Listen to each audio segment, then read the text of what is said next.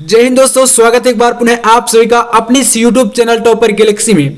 दोस्तों इस वीडियो पे हम लोग बात करेंगे 12th केमिस्ट्री के अंतर्गत आपकी बुक से 5 ऐसी महत्वपूर्ण अभिक्रियाओं के बारे में जो कि बोर्ड परीक्षा में 5 नंबर के लिए आती हैं।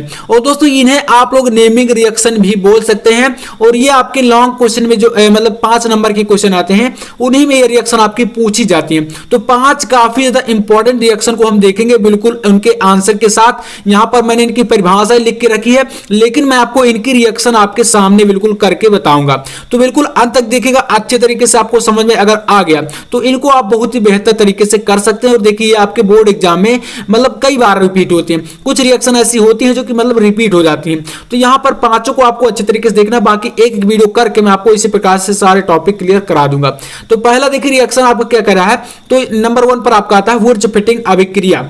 तो इसको आपको देखना है कि ये होती क्या है आखिरकार। इसमें देखिए जो भी रिएक्शन आप लोग कराएंगे उनमें आपको उनके जो उत्प्रेरक होते हैं, उत्प्रेरक को विशेष तौर पर आपको ध्यान देना है। बाकी आपके यहां पर यौगिकों को कैसे बनाना हुआ अभी मैं आपको बता दूंगा, और रिएक्शन कैसे बैलेंस होती है यह भी आपको बता दूंगा। ठीक है, तो देखिए इसमें होता क्या है, एल्किल हाइलाइड। अब इसमें पहले आपको यहां पर एल्किल हाइलाइड पता होना चाहिए। देखिए हाइलाइड क्या होता है, जो हाइड्रोजन परिवार के एलिमेंट्स होते हैं। मैंने आपको बताया था कि हाइड्रोजन परिवार के जो वर्ग 17 के तत्व होते हैं, जैसे कि आपका क्लोरीन हो गया, फ्लोरीन हो गया, ब्रोमीन, आयोडीन, एस्टेटिन, ये सारी क्या है मतलब हाइड्रोजन परिवार के एलिमेंट होते हैं। तो यहां पर आप लोग हाइलाइड की जगह पर मतलब कोई भी एलिमेंट्स को जोड़ सकते हैं।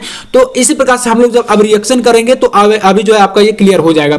तो एल्किल हाइलाइड का कह रहा है कि एथिल हाइलाइड से शुष्क ईथर व सोडियम की उपस्थिति में अभिक्रिया कराने पर एरोमेटिक हाइड्रोकार्बन प्राप्त होता है। तो मतलब यहां पर आपने ये देखा कि जो वुर्ज फिटिंग अभिक्रिया होती है इसमें शुष्क ईथर व सोडियम की उपस्थिति होती है। यानी दोस्तों यहां पर जो आपका शुष्क ईथर होगा यह आपका उत्प्रेरक के रूप में होगा। तो यही मेन पॉइंट है, क्योंकि देखिए जब आप लोग बोर्ड परीक्षा में रिएक्शन को करेंगे तो अगर आप उत्प्रेरक को सही लिख देते हैं तो आपका रिएक्शन भी थोड़ा बहुत जो है मिस्टेक होगा, तो उसमें आपको नंबर मिल जाएंगे, क्योंकि आपको पता था कि हाँ उत्प्रेरक आपका कौन सा लग रहा है। तो जैसे यहां पर एल्किल हाइलाइड है, तो एल्किल हाइलाइड की जगह पर आप मान लीजिए मेथिल आयोडाइड ले लेते हैं या मेथिल क्लोराइड ले लेते हैं। तो जैसे हम लोग यहां पर लेते हैं एल्किल की जगह पर कोई भी एक कार्बन जो है आपको यहां पर कार्बनिक यौगिक ले लेना है। जैसे यहां पर हम लोग इसकी रिएक्शन कराए तो इसमें आप ले सकते हैं CH3, और हाइलाइड की जगह पर आप यहां पर मान लीजिए कोई भी यौगिक एक ले सकते हैं, या तो आप जो है Cl ले लीजिए। जैसे मैं यहां पर चलिए Cl ले लेता हूं, या तो हाँ Cl ले लेते हैं, तो मेथिल क्लोराइड हमारा ये बन गया। अब यहां पर देखिए Cl की जगह पर आप लोग I भी ले सकते हैं, ठीक है, यानी कि जो आयोडीन होता है उसको भी ले सकते हैं। तो हम इसको ले लेंगे जैसे इस प्रकार से। अब यहां पर आपको क्या लेना है, फिर कह रहा है कि एल्किल हाइलाइड का एथिल हाइलाइड। अब आपको यहां पर क्या एथिल हाइलाइड हो गया, अब यहां पर एल्किल हाइलाइड, यानी कि आप इसमें थोड़ा सा क्या करेंगे, एक जो है बेंजीन समूह का एक इसमें लेंगे, तो यानी कि आप जो है इसमें बेंजील क्लोराइड भी ले सकते हैं, यानी कि आपका यहां पर C6H5, और यहां पर हमने Cl लिया तो इसमें भी हम लोग Cl जोड़ देंगे। तो एल्किल हाइलाइड और एथिल हाइलाइड हमारे दोनों कंप्लीट हो गए। इसके बाद कह रहा है कि शुष्क ईथर व सोडियम, तो यहां पर आपको इसमें जो है सोडियम भी लेना है, तो यहां पर आप 2Na कर दीजिए। अब हम लोग यहां पर 2Na क्यों कर रहे हैं इसका मैं आपको जो है मतलब बताऊंगा। अब देखिए यहां पर इसको जो है शुष्क ईथर की उपस्थिति में कराना है। तो यहां पर दोस्तों जो आपका उत्प्रेरक होगा वह क्या होगा, तो शुष्क ईथर होगा। तो यहां पर आप ऊपर की तरफ लिख सकते हैं शुष्क ईथर, है ना, इस प्रकार से शुष्क ईथर। तो ये हमारा उत्प्रेरक हो गया। ये ध्यान दीजिए उत्प्रेरक काफी इंपॉर्टेंट होता है। तो ये हमने कराया रिएक्शन। अब इसके बाद देखिए बनेगा क्या, तो कह रहा है कि एरोमेटिक हाइड्रोकार्बन प्राप्त होता है। तो एरोमेटिक हाइड्रोकार्बन का मतलब यहां पर हमें जो प्राप्त होगा वह क्या होगा, एरोमेटिक हाइड्रोकार्बन होता है। और एरोमेटिक हाइड्रोकार्बन क्या होता है, जिसमें कार्बन परमाणु के जो मतलब क्या होता है, इसमें जो संख्या जो होती है वह अच्छा होती है। जैसे यहां पर आप देखें तो इसमें आपका बनेगा, यहां पर नीचे की तरफ इसमें करा देते हैं, ऊपर वहां पर जगह नहीं है, तो ये आपको हो जाएगा C6 और H क्या 5, तो C6H5, और यहां से आपका ये जो है CH3 इसमें जुड़ जाएगा, तो ये आपका टॉलुइन बन जाएगा। और इसी में आपका बचेगा क्या यहां पर, तो आपका Na है, तो Na आपका बचेगा, और Cl और ये Cl यानी कि Cl2 है, तो ये 2 सामने लगा, तो इसलिए हमने यहां पर 2 लगाया था ताकि हमारा जो NaCl है यह भी बैलेंस हो जाए। तो हमारा ये क्या बन गया C6H5, और यहां पर सिंगल बॉन्ड के साथ CH3, इसे बोलते हैं टॉलुइन। क्या बोलते हैं, टॉलुइन। तो ये हमारा एरोमेटिक हाइड्रोकार्बन बन गया, इसे बोलते हैं। तो ये होती है आपकी वुर्ज फिटिंग अभिक्रिया, इसी प्रकार से आपको रिएक्शन को कराना है। सेकंड क्वेश्चन देखिए आपका यहाँ पर दूसरा है आपका सिम्ट अभिक्रिया। तो देखिए सिम्ट अभिक्रिया भी काफी बार बोर्ड एग्जाम में आई हुई है। तो इसमें होता है क्या, देखिए समझिएगा, कह रहा है कि जब कार्बोक्सिलिक अम्ल की अभिक्रिया हाइड्रोजोइक अम्ल के साथ, कार्बोक्सिलिक अम्ल लेना है और इसी में हाइड्रोजोइक अम्ल लेना है, दोनों की रिएक्शन कराएंगे साथ में, और किसकी उपस्थिति में, तो सांद्र H2SO4 की उपस्थिति में 0 डिग्री सेल्सियस पर, यानी जो इसका टेम्परेचर होगा वह आपका कितना 0 डिग्री सेल्सियस पर कराते हैं, और यहाँ पर H2SO4 यानी कि सल्फ्यूरिक अम्ल की उपस्थिति में। तो यहां पर आपका क्या होता है, मेथिल एमीन बनता है। देखिए यहां पर आपका उत्पाद पहले से दिया गया है। तो इसमें देखिए यहां पर आपको लेना पहले क्या, कार्बोक्सिलिक अम्ल लेना। तो कार्बोक्सिलिक अम्ल का फॉर्मूला क्या होता है, CH3 और COOH, ये होता है कार्बोक्सिलिक अम्ल। इसमें आपको क्या लेना है, तो ये आपका होता है यहां पर हाइड्रोजोइक अम्ल के साथ कराना।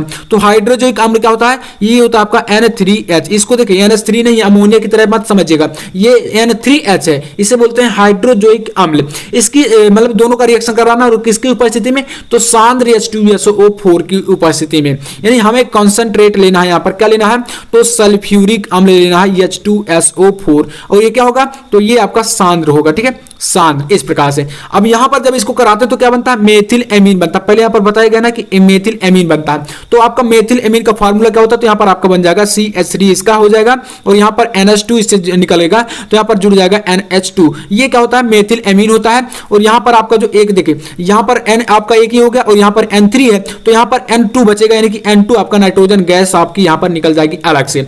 और इसमें आपका बचेगा क्या, तो यहां पर आपका CO2 भी बचेगा, क्योंकि यहां पर क्या है, ये C और ये डबल O है, तो मतलब CO2 आपका कार्बन डाइऑक्साइड ये अलग हो जाएगा। तो इस प्रकार से ये रिएक्शन आपकी जो है पूरी तरह से बैलेंस हो जाएगी, मतलब सिम्ट अभिक्रिया आपकी यही होगी, ठीक है। तो यहां पर आपको ध्यान देना H2SO4 आपका जो है उत्प्रेरक के रूप में लगा है। नेक्स्ट क्वेश्चन आपका नंबर 3, कह रहा है कि फ्रीडल क्राफ्ट अभिक्रिया। तो फ्रीडल क्राफ्ट अभिक्रिया, जितनी भी आपकी देखिए नेमिंग रिएक्शन है, जितने भी इंपॉर्टेंट आपकी अभिक्रिया है, सभी को इसी वीडियो में कंप्लीट समझेंगे, बिल्कुल अंत तक देखना। तो इसमें क्या होता है, जब बेंजीन या अन्य एरोमेटिक हाइड्रोकार्बन, तो इसमें क्या लेना आपको, कोई बेंजीन ले सकते हैं या कोई अन्य एरोमेटिक, यानी बेंजीन की जगह पर कोई और भी आप एरोमेटिक हाइड्रोकार्बन ले सकते हैं।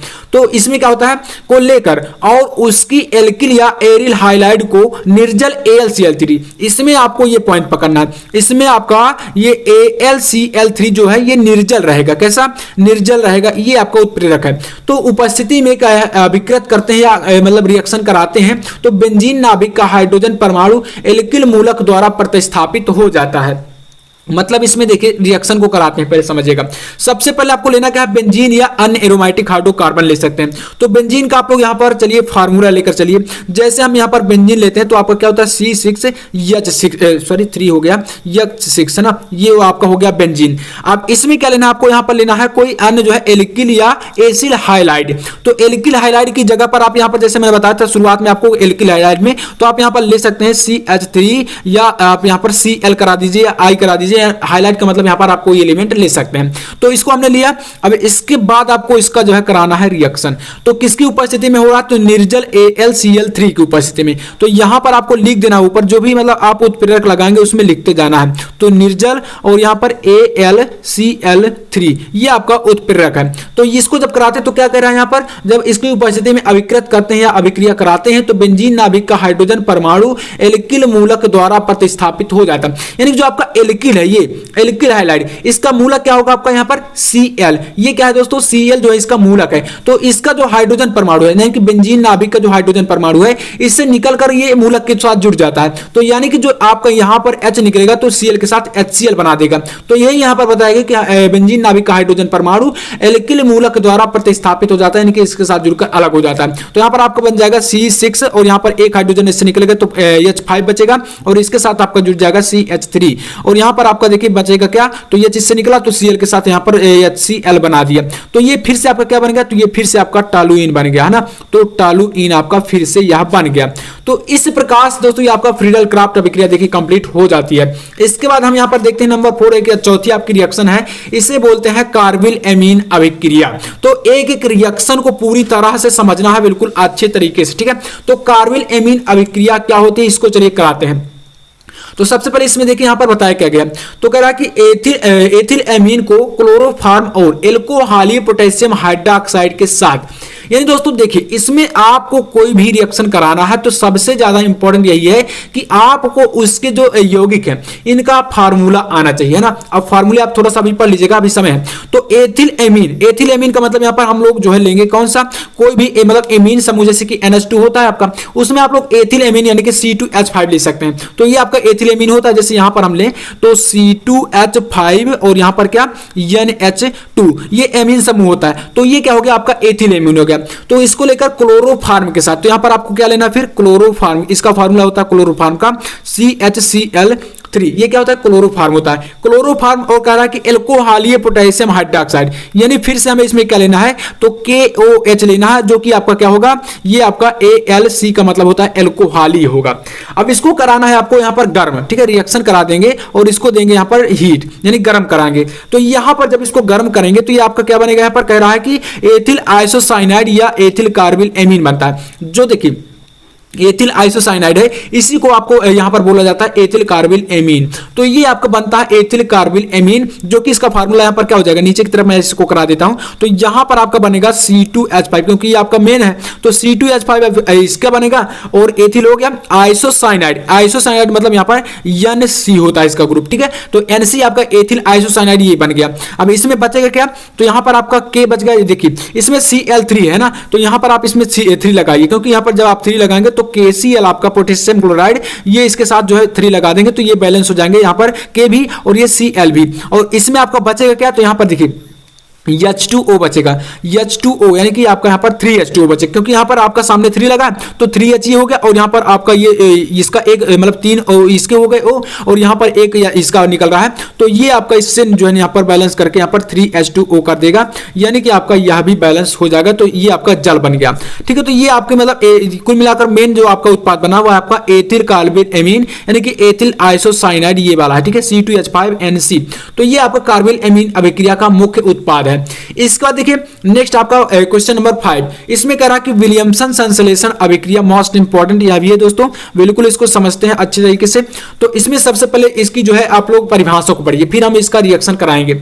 तो परिभाषा क्या करिए, देखिए किसी धातु एल्का ऑक्साइड, यानी इसमें कोई धातु आप एल्का ऑक्साइड ले सकते हैं, को किसी एल्किल हाइलाइड के साथ गर्म करके ईथर प्राप्त करना ही यहां पर कहलाता है विलियमसन संश्लेषण। इसमें दोस्तों मुख्य उत्पाद बनता है क्या है आपका ईथर, क्या बनता है ईथर। तो चलिए इसमें पहले लेते हैं किसी धातु एल्का ऑक्साइड, यानी कि कोई धातु एल्का ऑक्साइड यहां पर ले सकते हैं। जैसे हम यहां पर सोडियम एथॉक्साइड ले लेते हैं, तो सोडियम एथॉक्साइड का फार्मूला देखिए क्या होता है, तो C2H5 और यहां पर एल्का ऑक्साइड का मतलब यहां पर ONA हमने जोड़ दिया, तो ये हो गया हमारा सोडियम एथॉक्साइड, ठीक है। इसका आप नाम दे दीजिए सोडियम, सोडियम और इसका क्या है आपका एथॉक्साइड है, एथॉक्साइड, सोडियम एथॉक्साइड, यहां पर ये हो गया हमारा सोडियम एथॉक्साइड। अब इसके बाद कह रहा है कि को एल्किल हाइलाइड, यानी कि एल्किल हाइलाइड फिर से मैंने बताया था ना, तो यहां पर आप ले सकते हैं एथिल क्लोराइड यानी कि C2H5Cl। अब इसको कराना है आपको यहां पर गर्म, ठीक है। इसका जब आप गर्म कराएंगे रिएक्शन तो यहां पर ईथर बनेगा। ईथर यहां पर जैसे कैसे बनता है, देखिए C2H5 और C2H5 ये आपका अलग हो गया, तो C2H5 और C2H5 दोनों में है और यहां पर O इसका है, तो O आपका यहां से निकल के इसमें जुड़ेगा और यहां पर C2H5 एक अलग से ये वाला जुड़ जाएगा। तो C2H5O और C2H5O ये बन गया और इसमें बचेगा क्या, तो Na और इसका Cl, ये दोनों जुड़ के यहाँ पर NaCl बना देंगे, जो कि सोडियम क्लोराइड अलग हो गया। तो यहाँ पर C2H5O और C2H5O ये बन गया डाई एथिल ईथर, क्या हो गया, डाई एथिल ईथर। और आप कह सकते हैं कि यह डाई एथिल ईथर के निर्माण की एक विधि भी है विलियमसन संश्लेषण। तो काफी ज्यादा इंपॉर्टेंट, तो आप इतना तो समझ गए होंगे कि डाई एथिल ईथर का मतलब, डाई का मतलब क्या है, यहाँ पर 2 एथिल समूह है, ठीक है, C2H5 और यहाँ पर भी C2H5 और यहां पर आपका बीच में O जुड़ा है, यानी कि आपका ये हो गया डाई एथिल ईथर। तो ये 5 रिएक्शन है जो कि इसमें आपको मतलब काफी ज्यादा इंपॉर्टेंट आपके बुक में, तो इनको बिल्कुल आपको तैयार करके ही जाना है। तो चलिए उम्मीद करेंगे कि आपको पसंद आया होगा, पसंद आया तो लाइक कर देना और ऐसे इंपॉर्टेंट वीडियो पाने के लिए चैनल को भी सब्सक्राइब कर लीजिएगा। मैं आपसे मिलता हूं नेक्स्ट वीडियो में, तब तक के लिए जय हिंद, वंदे मातरम।